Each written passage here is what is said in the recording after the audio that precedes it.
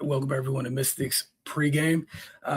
Tonight, this evening rather, the Mystics are in action once again. Last time out, the Mystics snapped the 8-game win streak of the New York Liberty, as well as their own 10-game losing streaks in New York going back to 2023.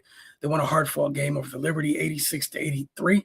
This afternoon, they face another tall task as they visit the Minnesota Lynx. Minnesota's 13-3 on the year, first in the West, and first in the league, led by their outstanding rookie point guard, Olivia Miles. They're currently on a 3-game win streak, having just beat the Valkyries on the road, 81-75. As far as the injury report, no injuries to report for the Mystics. Minnesota, however, will be without Emma Sichova, Nafisa Collier, and Dora Uhas. Minnesota, the Lynx averaged 92.3 points per game. That's second in the league, just behind the Fever by literally a tenth of a point. It's like 92.4 to 92.3. They also lead the league in field goal percentage at 50.1% from the floor. Minnesota's third in assists per contest, averaging 21.8. They lead the league in rebounds per game at 37.7 a contest. They're third in offensive rebounds at 9.8. However, the Mystics aren't far behind them in either of those two categories. Washington is fifth in total rebounding, and then they're also fifth on the offensive glass. The Lynx are second behind the league-leading Dream when it comes to stealing the ball, garnering extra possessions, 9.1 steals per contest. They're third in blocks per game. One area in which they're not great, or at least have been in the middle of the pack, has been taking care of the ball. They're at 14.1 a game.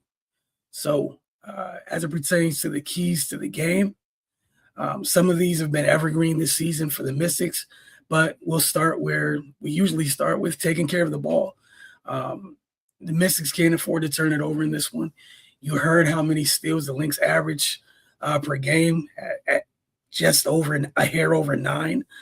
We've seen games in Washington's had quarters, recently where those quarters are literally tanked by a 5-turnover quarter, a 6-turnover quarter, at times maybe a 7-turnover half, something like that. Sometimes they overcome that, but other times some teams capitalize on those opportunities.